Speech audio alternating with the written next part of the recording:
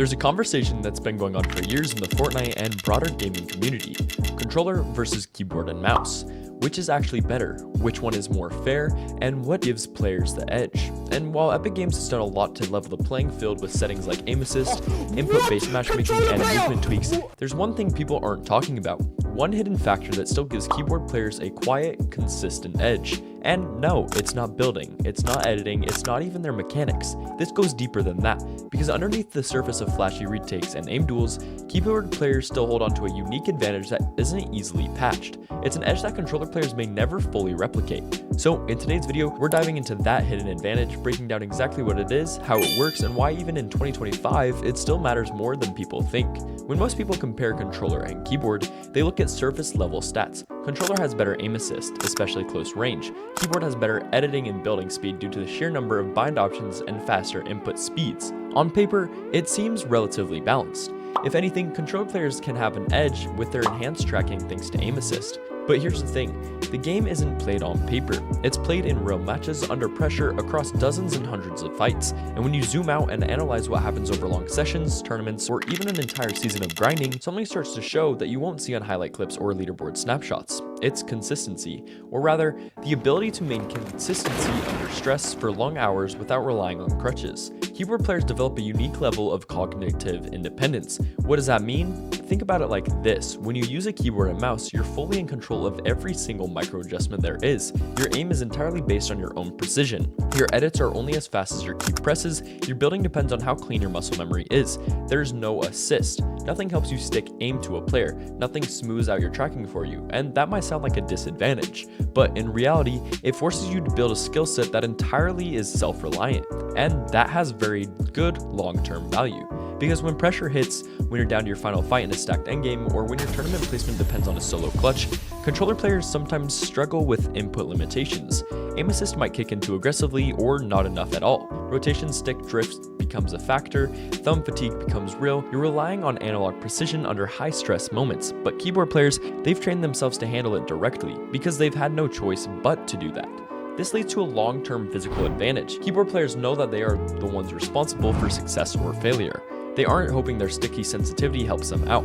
They aren't praying aim assist doesn't mess up. It's all on them. And when your brain is conditioned to handle that total input control, you don't panic as much in clutch moments. You're used to relying on yourself.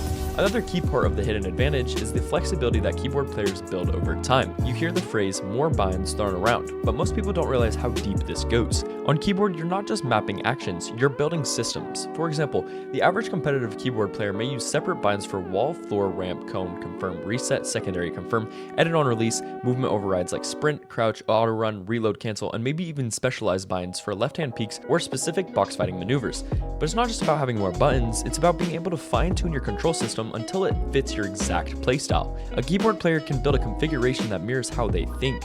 It's like designing your own control scheme for your own brain. No controller layout, even with paddles or claw grip, can match that level of individualization or customization. Over time, this creates not only a mechanical advantage, but a processing advantage. Keyboard players often perform actions subconsciously that controller players have to consciously think about. This creates more room in the brain to think ahead, IGL, track opponent patterns, or make macro decisions. And in high-level Fortnite, where every fight is layered with strategy and positioning, that space actually really matters. But let's talk about precision. Everyone loves to point out how aim assist helps controller players dominate close-range fights, especially when they just buffed it, and I made a video about that as well. And it's true, dual SMG sprays, shotgun swaps, hipfire tracking controller is lethal. But what most people don't talk about is how those shots are being landed. Controller players rely on smooth analog stick movement combined with the game's assist algorithm.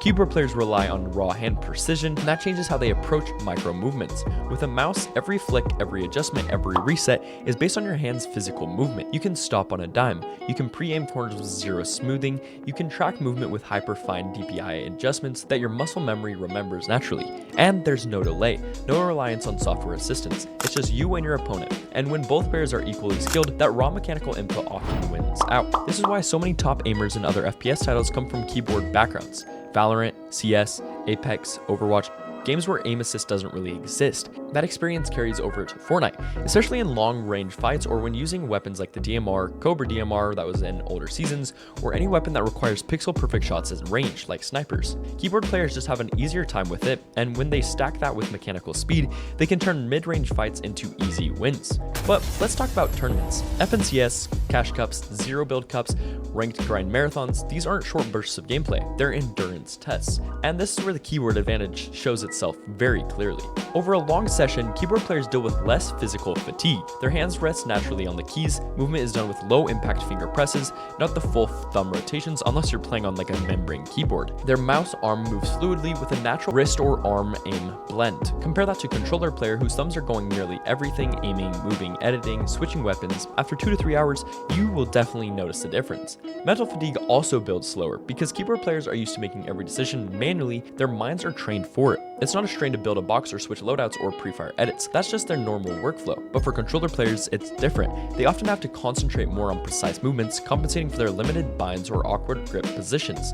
Over time, that drains mental energy way faster. This is why you often see keyboard players have stronger late session performances in longer tournaments. It's not because controller players are worse, it's because keyboard players can go longer without slowing down at all. By the way, if you're looking to build these same skills, faster mechanics, smarter game sense, improved reaction time, make sure you join our Flow Improvement Hub. It's a completely free Discord community where we give you access to drop maps, coaching feedback, VOD reviews, free teammates, and even practice routines tailored to your role. Whether you're a solo grinder or a part of a trio, the Flow Hub is built to help you improve faster without having to pay for anything. The link's in the description. Come see what serious improvement looks like. There's another layer to this that's rarely discussed: information gathering. Keyboard players have better control over camera movement and free looking in high-pressure fights. Because mouse movement isn't limited by a physical stick length or controller dead zones, you can whip your camera around, check angles, and pre-scout with way more freedom. This matters a lot when you're in a stacked lobby and need to know which player's peeking, who's rotating early, or where your surge tags are coming from. On keyboard, you can 180 your view in an instant and then snap back to a build. You can pixel peek through cones while resetting edits in real time. You can track builds flying in mid-air without losing aim control. These things sound small, but they add up over a full match, and they translate to better awareness. Controller players are constantly fighting their input limitations when it comes to a field of view management. That difference, though subtle, leads to better positioning and smarter fights on the keyboard side. And here's a controversial take.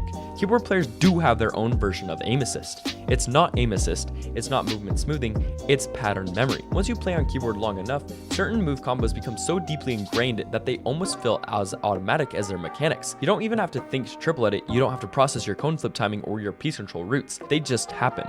This kind of flow state is harder to reach on controller because you're always fighting between movement precision and action commands on the same thumb. On keyboard, you're separating those actions naturally. That frees your brain to anticipate, adapt, and react in a higher level way. It's a different kind of assist, one that's earned instead of given and built up over time. Another massive edge keyboard players have is adaptability across metas. Think about how often FORTNITE changes. New movement mechanics, different weapon loadouts, unique building materials, or traversal items. Each patch forces players to adapt their workflows. Keyboard players adapt faster because they aren't boxed in by controller limitations. For example, if a new item requires a quick inventory slot bind or demands rapid placement and swap cycling, keyboard players can rebind or add a new action key instantly. Controller players often have to make trade-offs. They can't add another paddle, they can't magically grow a third thumb, so they're stuck relearning muscle memory or choosing between essential mechanics. Keyboard players just plug in a new bind, practice for an hour, and they're basically good. But at the end of the day, none of this means keyboard is just better.